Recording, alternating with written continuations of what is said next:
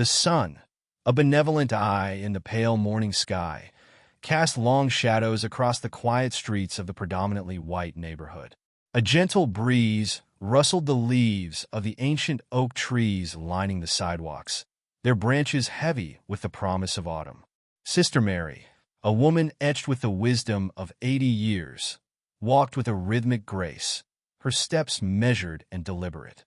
She was dressed in a simple but elegant ensemble, a lavender dress, its fabric soft against her skin, a matching hat perched jauntily atop her head, and a pearl necklace that reflected the sunlight like tiny captured stars. Her shoes, though worn, were polished to a gleaming shine, a testament to her meticulous nature. A hymn, Amazing Grace, spilled from her lips, a soft melody that seemed to weave itself into the very fabric of the morning. Her voice, though weathered by time, held a strength and sweetness that resonated with the peacefulness of the surroundings. Each note was a prayer, a testament to her unwavering faith, a melody born from a heart overflowing with gratitude. She hummed the tune, her eyes half closed, lost in the spiritual comfort of the song. Her face, framed by a halo of silver hair, was a roadmap of a life well lived, etched with lines of laughter, sorrow, and an unshakable faith. The neighborhood was familiar, yet it held a subtle tension, an unspoken boundary that Sister Mary had learned to navigate with quiet dignity. She was a fixture in this community, a beacon of faith in a landscape that sometimes felt indifferent, even hostile.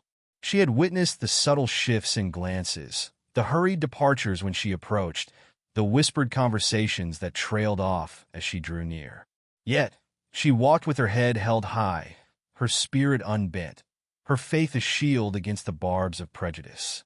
Her journey to church was a ritual, a daily pilgrimage that reaffirmed her connection to her faith and her community. The church, a small, unassuming building nestled on a quiet side street, was her sanctuary, a place where she found solace, strength, and a sense of belonging. It was a place where the color of her skin held no significance, where her spirit was nourished, and her faith was celebrated. Today, however, a different energy hung in the air.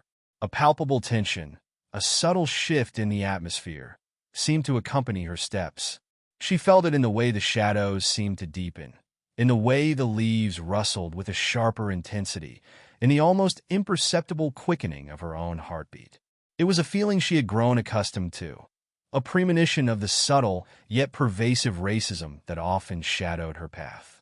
She had learned to recognize it, to anticipate it, but it never ceased to weigh upon her spirit. Despite the subtle unease, Sister Mary continued her walk, her hymn a shield against the negativity. She focused on the beauty of the morning, the gentle warmth of the sun, the vibrant colors of the autumn leaves. She found solace in the rhythm of her steps, in the melody of her song, in the unwavering strength of her faith. Her journey to church was more than just a physical journey. It was a spiritual pilgrimage, a testament to her resilience, her hope, and her unwavering belief in the goodness of God. Each step was a prayer, each breath a testament to her enduring spirit. She walked on, her heart filled with faith, her spirit untouched by the shadows that lurked in the corners of her world. The hymn continued, a beacon of hope in the quiet morning air, a testament to the unwavering strength of a woman whose faith was as steadfast as the rising sun. As Sister Mary neared the corner, her hymn momentarily silenced by the approach of a busy intersection, she noticed a man sitting outside a diner. He was a large man, his frame suggesting a life of hard labor, his face etched with lines of bitterness and resentment. He was dressed in worn overalls, his hands calloused and stained with grease. He sat hunched over a cup of coffee, his gaze fixed on the street, an air of discontent clinging to him like a second skin. This was Mr. Abernathy, a man known in the neighborhood for his gruff demeanor and his openly racist views. Sister Mary usually avoided eye contact with him, a learned response to the animosity she'd sensed from him in the past. But today, as she paused at the crosswalk, their eyes met. Mr. Abernathy's gaze, usually cold and dismissive, held a flicker of something else, a mixture of contempt and something akin to malice. He sneered, a cruel twist of his lips that sent a chill down Sister Mary's spine. Before she could move on, he spoke, his voice rough and gravelly, carrying the weight of years of prejudice and bitterness. "Still praying? Are you, old lady?" He sneered, his tone dripping with sarcasm. "Praying to your sky daddy to change things? Praying won't change a thing for people like you." His words hung in the air, sharp and cruel, like shards of glass. Sister Mary felt a familiar sting of pain, a prickle of hurt that she had learned to suppress over the years. But this time it was different. The casual cruelty, the blatant disregard for her dignity, pierced through her usual composure. She felt a surge of anger, a righteous indignation that threatened to boil over. Yet, instead of reacting with anger, Sister Mary paused, her eyes meeting Mr. Abernathy's with a surprising calmness. She took a deep breath, the scent of autumn leaves and exhaust fumes filling her lungs, a strange mixture of the natural and the man-made. She saw not just the bitterness in his eyes, but also a deep-seated pain, a profound loneliness that seemed to emanate from his very being. It was a pain that mirrored the pain she had carried within her own heart, the pain of prejudice and discrimination. After a moment of silent contemplation, she spoke, her voice soft but firm, carrying the weight of years of faith and resilience. "God loves all his children," she said, her tone unwavering, "even the ones who don't love themselves." Her words were a balm, a gentle counterpoint to the harshness of Mr. Abernathy's words. They were not a rebuke, but an invitation, a gentle nudge towards self-reflection. They were a reminder that even in the face of hatred, love and compassion could prevail. They were a testament to her unwavering faith, a faith that transcended the boundaries of race and prejudice. Mr. Abernathy stared at her, his face a mask of confusion and anger.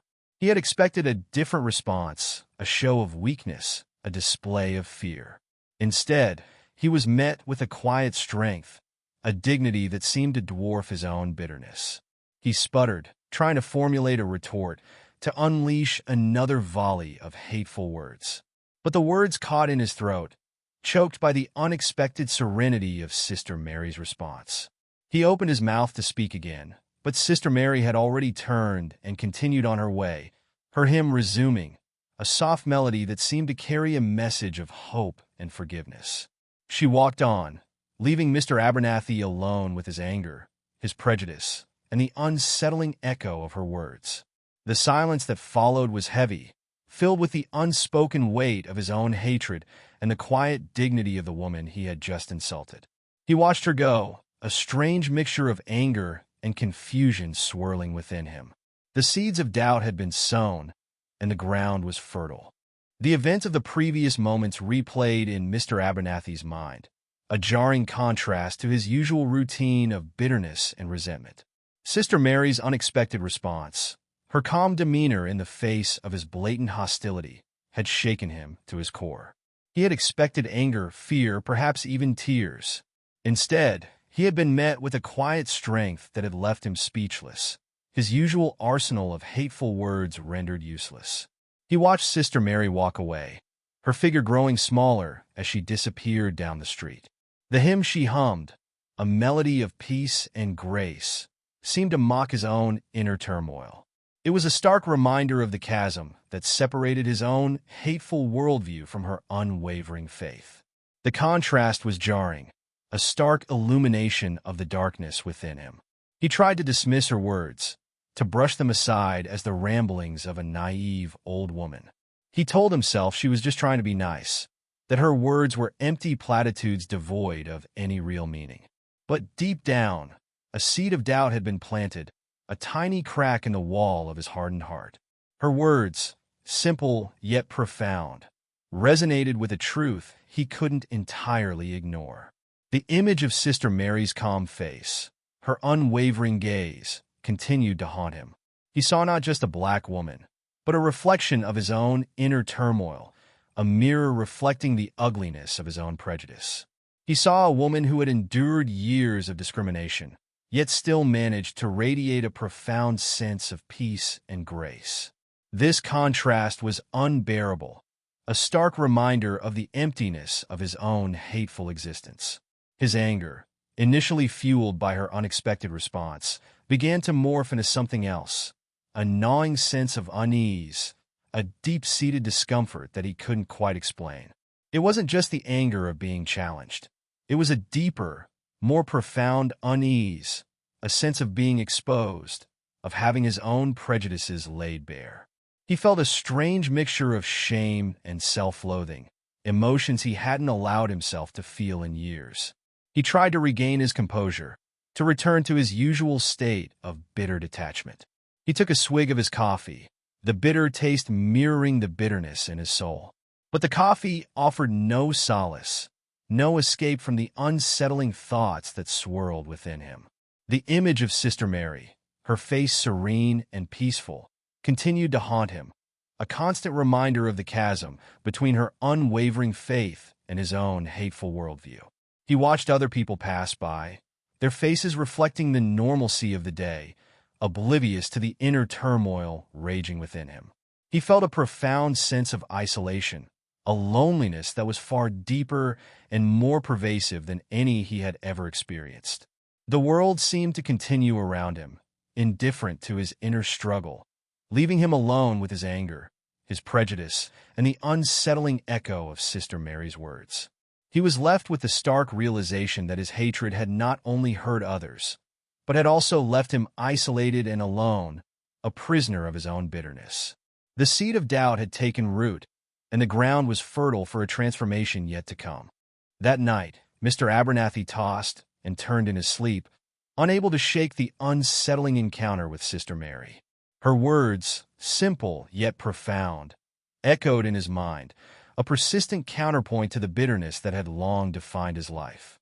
He tried to dismiss them, to bury them under layers of resentment and prejudice, but they stubbornly refused to be silenced.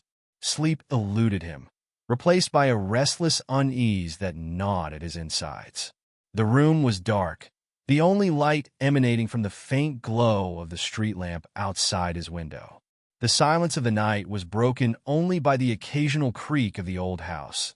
Sounds that usually soothed him now served to amplify his inner turmoil. He felt a growing sense of dread, a premonition of something unknown and unsettling. Suddenly, he was jolted awake by a sound, not a sound in the conventional sense, but a presence, a vibration that seemed to emanate from the very core of his being. It was a voice, deep and resonant, yet somehow intimate, as if speaking directly to his soul. It wasn't a voice he could pinpoint.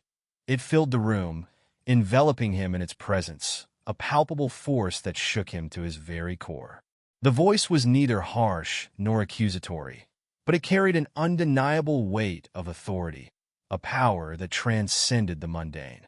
It spoke slowly, deliberately, each word carrying the weight of eternity. "You have judged my servant," the voice boomed, filling the small room with an otherworldly presence. "But I am the judge of all."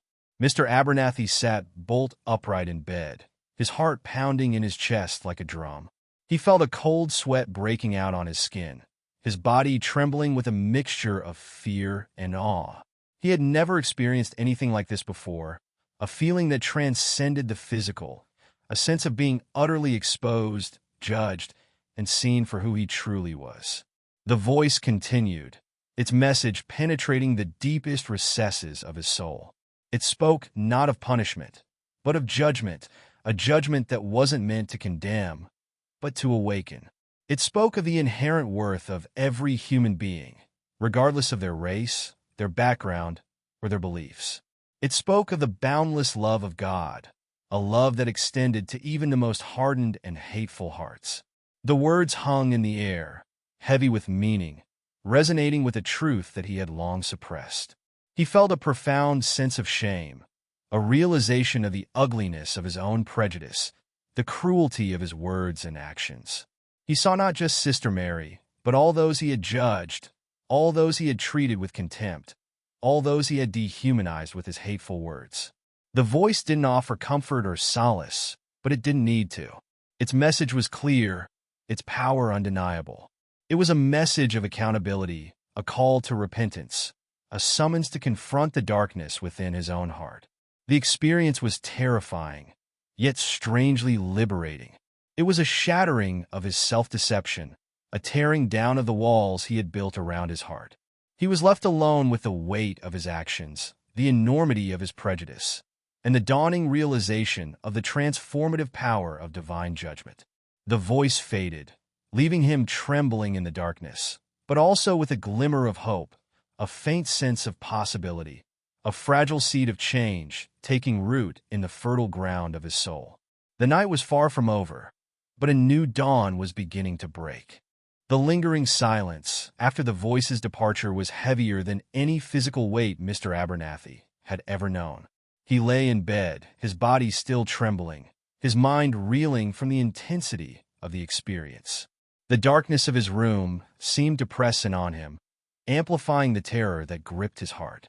It wasn't the terror of physical harm, but a deeper, more profound fear.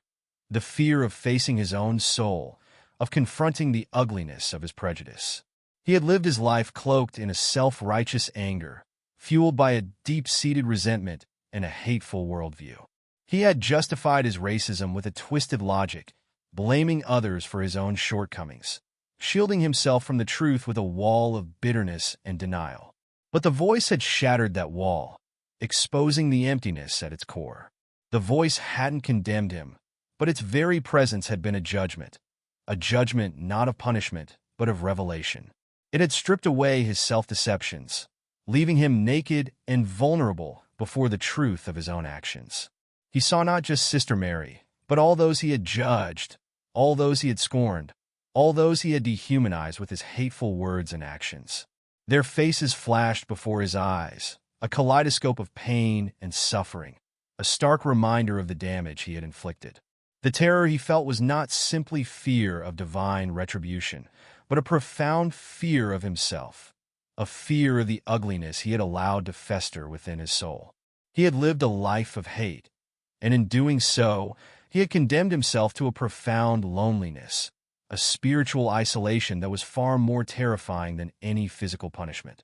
As the terror subsided, a new emotion began to emerge: humility. It was a humbling unlike any he had ever experienced, a complete dismantling of his ego, a shattering of his self-righteousness. He had always considered himself a strong man, a man who didn't need anyone, a man who didn't need God. But the voice had shown him the fragility of his own strength, the emptiness of his self-reliance. He was left with a profound sense of his own insignificance in the face of something far greater than himself. His prejudice, once a source of pride, now seemed pathetic, childish, and utterly meaningless. He saw the absurdity of his hatred, the futility of his anger, the emptiness of his bitterness. He was left with a deep sense of shame, a recognition of the harm he had caused, and a desperate longing for forgiveness. The humility was not a passive acceptance of his failings, but an active engagement with the truth. It was a willingness to confront his prejudice, to acknowledge his mistakes, and to begin the arduous process of self-correction. It was a recognition of his own brokenness, a willingness to be vulnerable, and a desperate hope for redemption. The night was far from over, but the seeds of change had been sown, and the ground was fertile for a transformation yet to come. The terror had given way to humility, and in that humility, there was a glimmer of hope. The following days were a blur of introspection for Mr. Abernathy. He couldn't shake the weight of the voice's message, the profound humility it had instilled within him. The memory of Sister Mary's calm response to his hateful outburst played on repeat in his mind, a constant reminder of the chasm between his bitterness and her unwavering faith. He found himself unable to focus on his work, his usual gruff demeanor replaced by a quiet unease that permeated every aspect of his life. He tried to distract himself, to bury the unsettling thoughts under layers of routine and activity.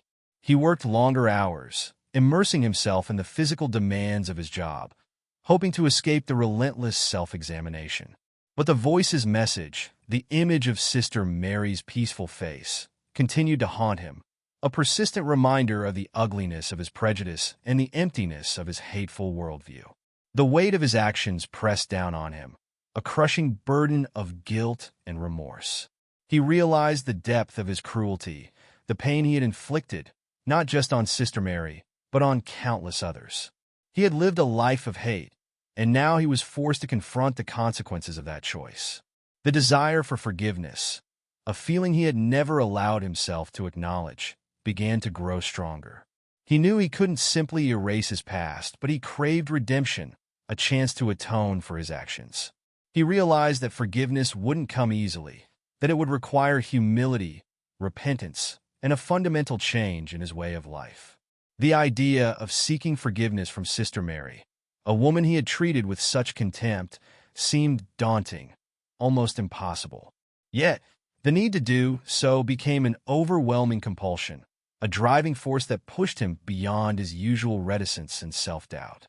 He knew he couldn't undo his past actions, but he could try to make amends, to show remorse, to begin the long process of healing. He spent days agonizing over how to approach her, how to express his remorse without further humiliation. He practiced his apology in his head, rehearsing the words countless times, trying to find the right tone, the right words to convey the depth of his regret. He knew his apology wouldn't erase the pain he had caused, but he hoped it would be a first step towards reconciliation, a gesture of genuine repentance. Finally, driven by a desperate need for forgiveness and a glimmer of hope for redemption, he decided to seek her out. He knew where to find her, at her church. He knew it would be a difficult encounter, but he felt compelled to go, driven by a force stronger than his fear, a force born from the profound humility and the desperate longing for forgiveness that had taken root in his soul. He knew he was taking a risk, but he was willing to take that risk, to face his past, and to begin the arduous journey towards redemption. He set off, his heart pounding in his chest, his steps heavy with the weight of his past actions, but also with a fragile hope for a brighter future. The church was small, unassuming, but it radiated a warmth and serenity that calmed Mr. Abernathy's racing heart. He stood at the entrance, hesitant, his usual gruff demeanor replaced by a nervous tremor in his hands. He had never set foot in a church before, his life having been defined by a stark absence of faith and a deep-seated cynicism. But today, driven by a desperate need for forgiveness, he found himself drawn to this place of solace and spiritual renewal. He saw Sister Mary inside, sitting quietly in a pew near the back, her hands clasped together, her eyes closed in prayer. Her presence filled the small space, radiating a quiet strength and an unwavering peace that seemed to defy the turmoil within him.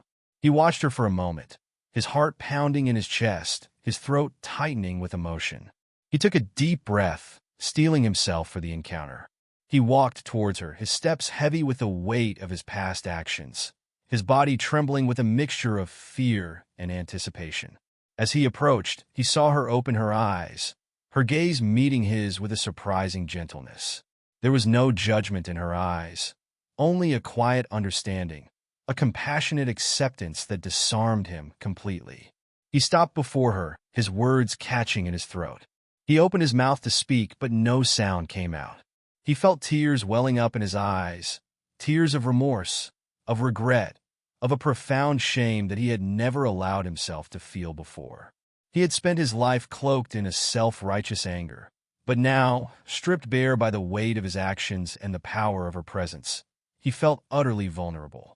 Finally, he managed to speak, his voice choked with emotion. "Sister Mary," he began, his voice barely a whisper. I came to apologize." The words tumbled out, a torrent of remorse and regret. "For what I said, for the things I said to you the other day. I was wrong, terribly wrong." He paused, his body shaking, his eyes brimming with tears. He couldn't look at her directly, his gaze fixed on the worn wooden floor. He continued, his voice growing stronger, fueled by a desperate need to express the depth of his remorse. "I was cruel, hateful, and unjust. I judged you based on the color of your skin, on your faith, on things I didn't understand. I was blinded by my own prejudice, by my own bitterness." He paused again, his voice cracking, his body racked with sobs. He couldn't control the tears that streamed down his face, tears of shame and regret, tears that washed away years of hardened resentment. He had lived a life of hate, but now, facing the woman he had hurt, he felt the overwhelming weight of his actions. He looked up at Sister Mary, his eyes filled with tears, his heart heavy with remorse. He saw not judgment, but compassion, a gentle understanding that filled him with a sense of hope. She reached out and gently placed her hand on his, her touch radiating warmth and acceptance. He felt a wave of relief wash over him, a sense of peace he had never known before. He knew his apology wouldn't erase the past, but it was a start, a first step towards healing, towards redemption. The weight on his soul, though still heavy, felt slightly lighter, a glimmer of hope breaking through the darkness. Sister Mary listened patiently as Mr. Abernathy poured out his heart, his confession a torrent of remorse and regret. She didn't interrupt, offering only gentle nods and reassuring smiles. Her silence was not dismissive, but a testament to her deep compassion, a recognition of the profound struggle he was undergoing. She understood the weight of his confession, the depth of his remorse, and the fragility of his newfound humility. When he finally finished, his body spent from the emotional outpouring, she gently squeezed his hand. "Your words are heard, Mr. Abernathy," she said, her voice soft yet firm, carrying the weight of years of faith and understanding. "God sees your heart, and he sees your remorse." She didn't offer platitudes or empty reassurances. Her words were simple, direct, and filled with a profound empathy that reached beyond the surface of his confession. She understood the depth of his struggle, the long road ahead, and the immense effort required for genuine transformation. He looked at her, his eyes filled with a mixture of hope and uncertainty. I don't know what to do," he stammered, his voice still trembling. "I've lived my life in darkness, fueled by hate. I don't know how to change." Sister Mary smiled gently. "The path to redemption is not easy, Mr. Abernathy," she said. "It requires humility, perseverance, and a willingness to learn. But it is a path worth taking, a path that leads to peace and fulfillment." He hesitated for a moment, then spoke, his voice barely a whisper. I want to learn," he said. "I want to learn about your faith, about God's love. I want to understand what I've been missing." A wave of relief washed over him as he spoke those words, a release of the burden he had carried for so long. He had spent his life rejecting faith, dismissing it as naivete or weakness. But now, humbled by his experience, he felt a desperate need for something more, a yearning for spiritual guidance and understanding. Sister Mary smiled, her eyes radiating warmth and compassion. "It's never too late to find your way to God, Mr. Abernathy," she said, "and I would be honored to help you on your journey." She invited him to attend services at the church, offering him a place of solace and spiritual nourishment. She didn't pressure him, didn't demand anything, but simply offered her guidance and support, a gentle hand to help him navigate the path ahead. He accepted her offer, his heart filled with a fragile hope, a sense of possibility he had never known before. The road ahead would be long and challenging, but he was ready to embark on it, guided by the compassion of Sister Mary and the unwavering strength of his newfound humility. He had taken a first step, and the journey towards faith had begun. Mr. Abernathy began attending services at the church regularly, his presence a quiet testament to his newfound commitment to faith. He sat in the back pews at first, his gaze fixed on Sister Mary, absorbing her every word, her every gesture. He listened intently to the sermons, the hymns, the prayers, allowing the words to seep into his soul, slowly softening the hardened edges of his heart. Sister Mary, recognizing his eagerness to learn, began to offer him private lessons after services. She didn't overwhelm him with complex theological doctrines or intricate religious rituals. Instead, she focused on the core principles of her faith: love, forgiveness, and service to others. She spoke of the boundless love of God, a love that extended to everyone, regardless of their race, their background, or their beliefs. She emphasized the importance of forgiveness, not just for others, but for oneself. She explained that forgiveness wasn't about condoning wrongdoing, but about releasing the burden of resentment and bitterness that weighed down the soul. She taught him about the importance of service, of extending compassion and kindness to those in need. She shared stories of her own life, stories of hardship and resilience, of unwavering faith in the face of adversity. She spoke of the transformative power of empathy, of putting oneself in the shoes of others, of understanding their struggles and sharing their burdens. She didn't shy away from the difficult aspects of faith, the questions that often plague those seeking spiritual understanding. She acknowledged the existence of suffering, the presence of evil, the complexities of human nature. But she always emphasized the unwavering presence of God's love, a love that transcended the limitations of human understanding. She encouraged him to read the scriptures, to reflect on their message, to allow the words to penetrate his soul. She suggested he engage in prayer, not as a ritualistic exercise, but as a conversation with God, a sharing of his thoughts, his fears, his hopes, and his dreams. She encouraged him to find solace in nature, to appreciate the beauty of the world around him, to recognize the presence of God in the everyday wonders of creation. She didn't force her beliefs upon him, but gently guided him, offering him the tools and resources he needed to explore his own spiritual journey. She respected his questions, acknowledged his doubts, and celebrated his small victories. She recognized that his transformation would not be instantaneous, but a gradual process of growth and understanding. He listened intently, absorbing her words, allowing them to penetrate the hardened layers of his heart. He began to understand the depth of her faith, the unwavering strength of her convictions, and the boundless compassion that fueled her actions. He started to see the world through a different lens, a lens of love, forgiveness, and understanding. He began to recognize the presence of God not just in the church, but in the everyday wonders of creation, in the kindness of strangers, and in the quiet strength of his own newfound humility. The lessons were just beginning, but the seeds of transformation had been sown, and the ground was fertile for growth. The transformation in Mr. Abernathy wasn't sudden or dramatic, but a gradual unfolding, a slow and steady shift in his demeanor and attitude.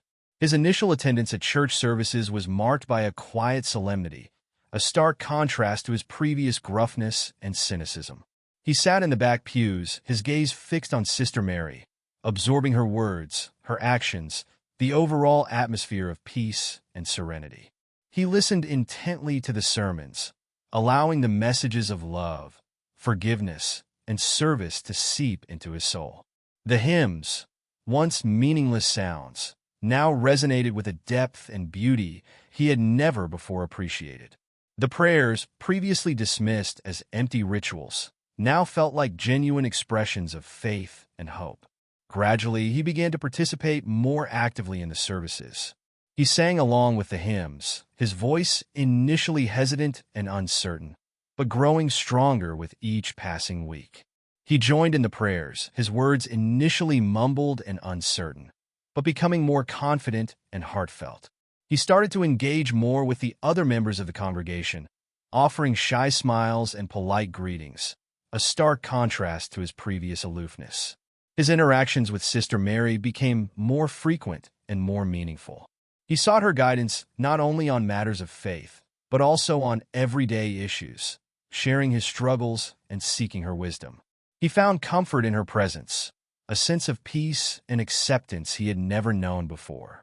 Her unwavering faith and boundless compassion became a source of strength and inspiration for him.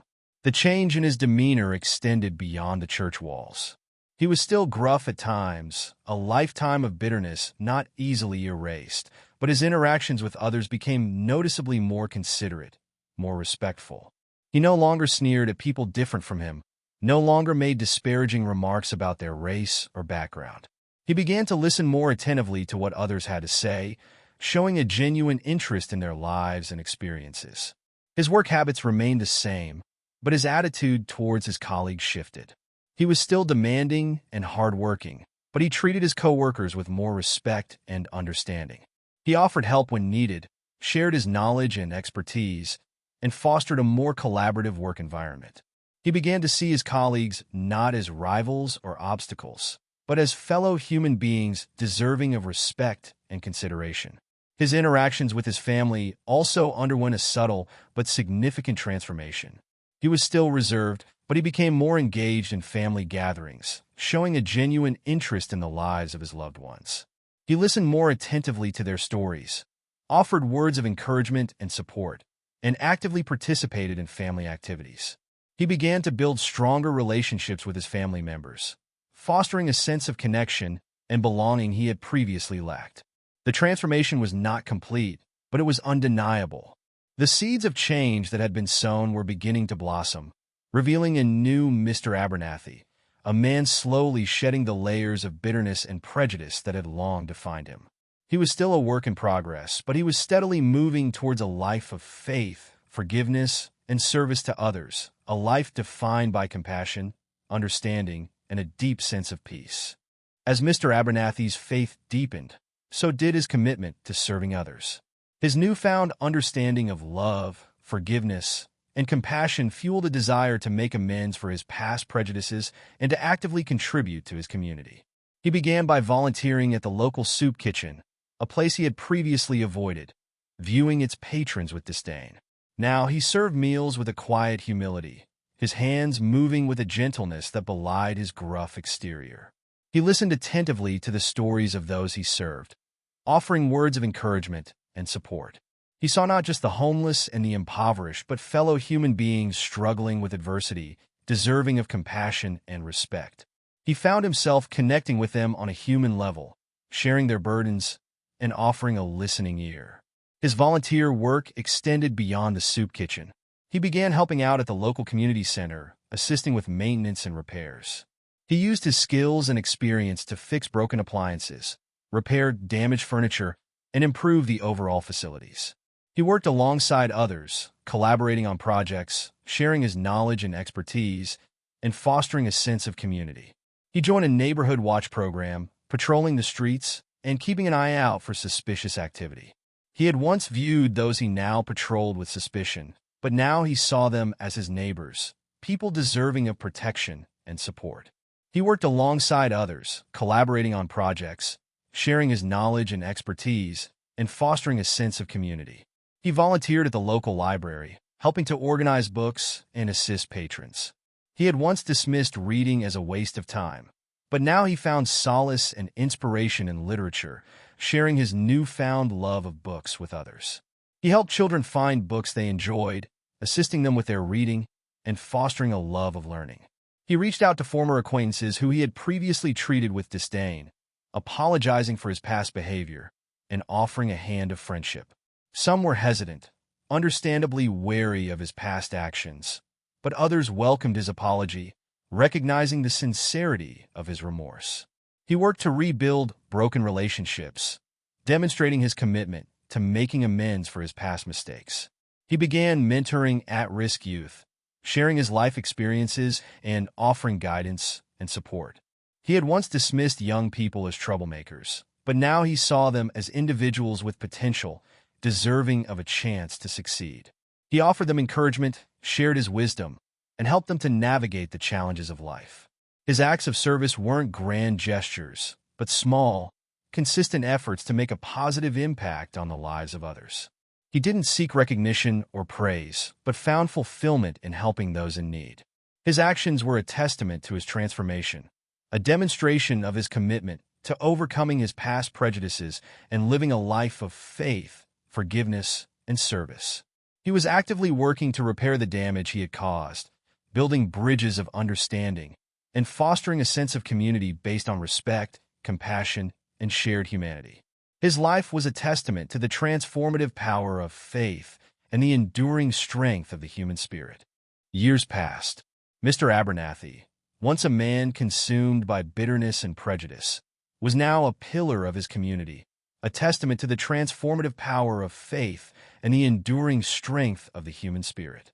His transformation wasn't a sudden shift, but a gradual unfolding, a slow and steady journey of growth and understanding. He continued to attend church services regularly, his presence a quiet affirmation of his commitment to his faith. His participation was no longer hesitant or uncertain, but confident and heartfelt. He sang the hymns with a voice filled with joy and gratitude, his prayers heartfelt expressions of faith and hope. He shared his wisdom and experience with others, offering guidance and support to those seeking spiritual understanding. His volunteer work continued, expanding to encompass a wider range of community initiatives. He remained active at the soup kitchen, the community center, and the library, but also took on new roles, mentoring at-risk youth, visiting the sick and elderly, and advocating for social justice. His acts of service were no longer driven by a need for redemption, but by a genuine desire to make a positive impact on the lives of others. He had built strong relationships with members of his community, bridging the divides of race, class, and background. He had become a respected member of the congregation, a trusted friend, a valued colleague, and a beloved mentor. His life was a testament to the power of forgiveness, both for himself and for others. He had learned to see the world through a different lens, a lens of love, compassion, and understanding. He no longer judged others based on superficial characteristics, but recognized the inherent worth of every human being. He had learned to appreciate the diversity of his community, recognizing the richness and beauty that came from different backgrounds and perspectives. His gruff exterior remained, a reminder of his past, but his demeanor was now infused with a quiet gentleness, a warmth that radiated from his heart. His eyes, once filled with bitterness and resentment, now sparkled with kindness and compassion. His smile, once rare and forced, now came easily, reflecting a deep sense of inner peace and contentment. He had found purpose in his life, a purpose rooted in faith, forgiveness, and service to others. He had discovered a joy and fulfillment he had never known before, a sense of belonging and connection that transcended the limitations of his past. His life was a living testament to the transformative power of grace, a powerful demonstration of the human capacity for change and redemption. He often reflected on his encounter with Sister Mary, the pivotal moment that had set him on his path to transformation. He recognized the profound impact of her unwavering faith, her boundless compassion, and her unwavering belief in the goodness of humanity. He understood that his redemption was not solely his own accomplishment, but a gift of God's grace, a testament to the boundless love that extends to even the most hardened and hateful hearts. His life was a story of redemption, a beacon of hope, a testament to the transformative power of faith, forgiveness, and service. He had found peace, purpose, and a profound sense of belonging, a testament to the enduring strength of the human spirit and the transformative nature of grace.